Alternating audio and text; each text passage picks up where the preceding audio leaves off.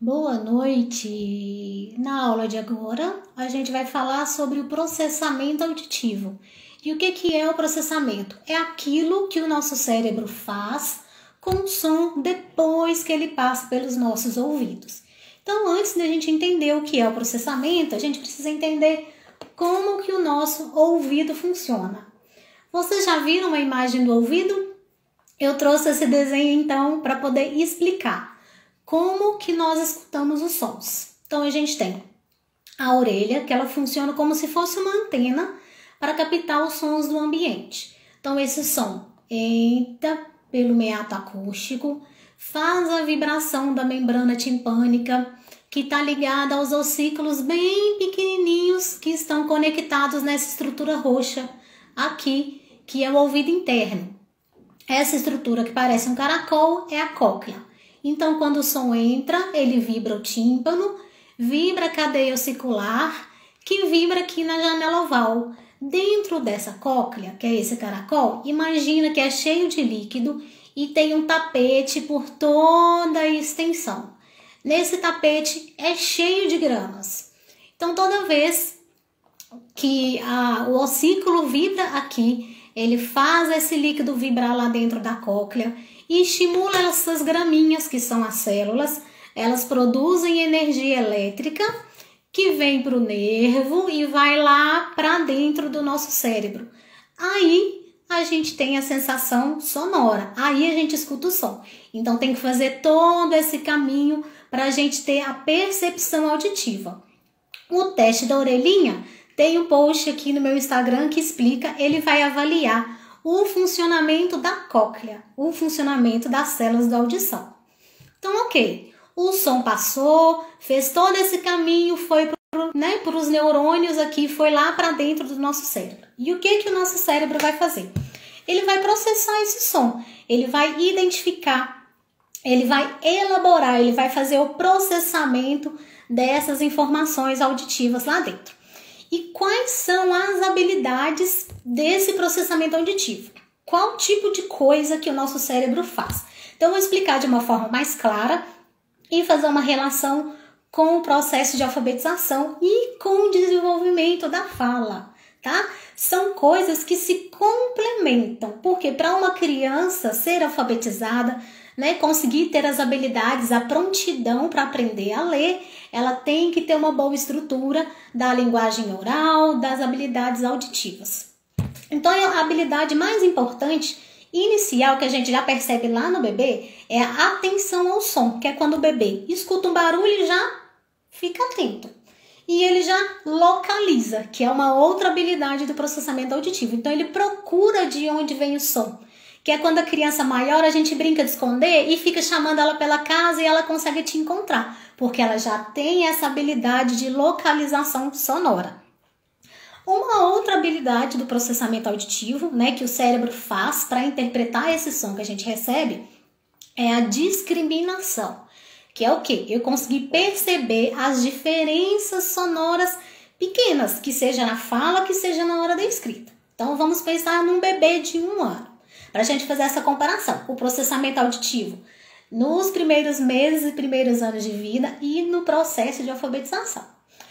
O bebê de 1 ano, como que eu sei que ele tem uma boa discriminação sonora, uma boa discriminação desse som? Quando eu falo para ele assim, você quer papá ou você quer mamar? Então ele tem que conseguir auditivamente saber a diferença do papá para o mamá, ou do papai para a mamãe. Então, são essas capacidades de diferenciar pequenas diferenças no som.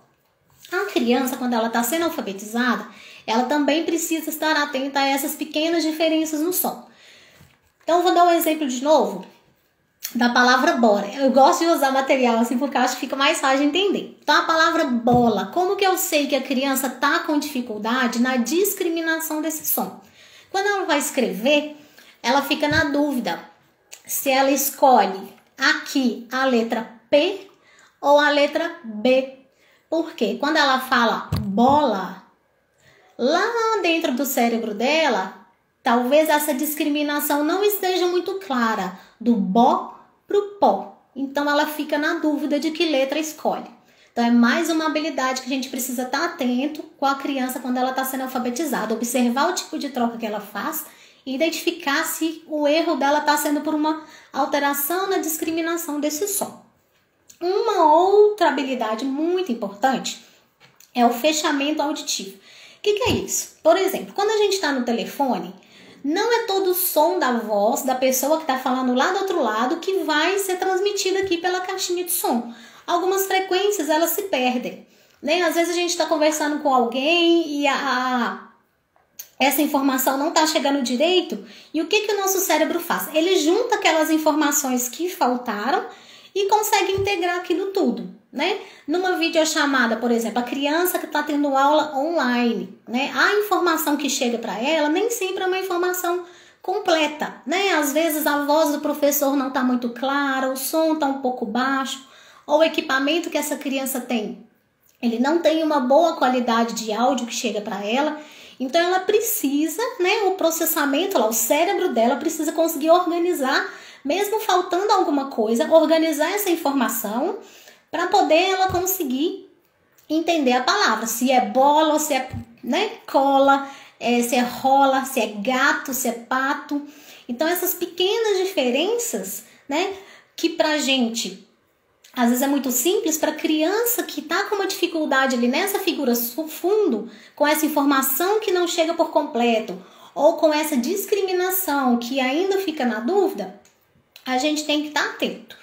E uma outra habilidade é a figura fundo, que é perceber o som da voz na presença de ruído. Por isso que tem muita criança que assim, passa um mosquito, gente, o menino voa junto com o mosquito.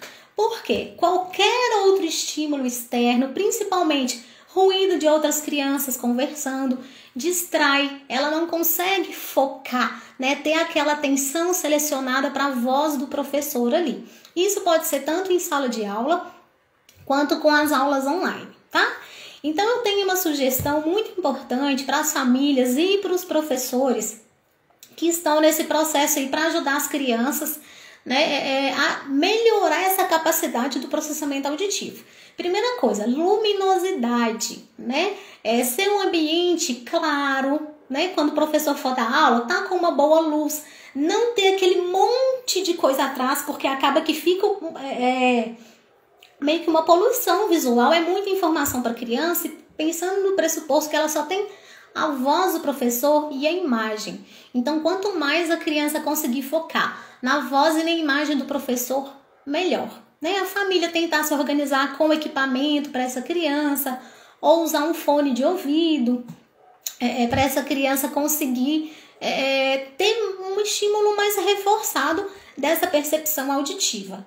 E dar alguns momentos de descanso, né, gente? Porque a gente sabe que um tempo muito longo de concentração, as informações começam a se perder, a gente, né, não consegue aprender mais com tanta qualidade, tá bom? E esse é um dos motivos também que eu tô fazendo pequenos blocos de aulas para que vocês venham aqui cada dia um pouquinho, assistam um pedaço, assistam mais um pouquinho, para poder se prepararem para a nossa conversa da nossa live dia 2. Então convide mais pessoas para poder vir para a live no dia 2, para a gente falar sobre todas essas dificuldades envolvidas no processo de alfabetização. Lembrando, a alfabetização não está sozinha em um momento pontual na vida da criança, né? Ela começa a ser preparada desde os primeiros meses, desde os primeiros anos de vida, tá? E não, nada de ficar pensando, não preciso preocupar com a alfabetização agora, que é só com 5, 6 anos. Não, desde sempre a gente precisa preparar essas habilidades da criança para que ela esteja bem e consiga fazer uma alfabetização tranquila. Então convide mais pessoas para vir assistir os vídeos que já estão aqui no meu Instagram e participar da nossa live domingo dia 2. Boa noite e um abraço.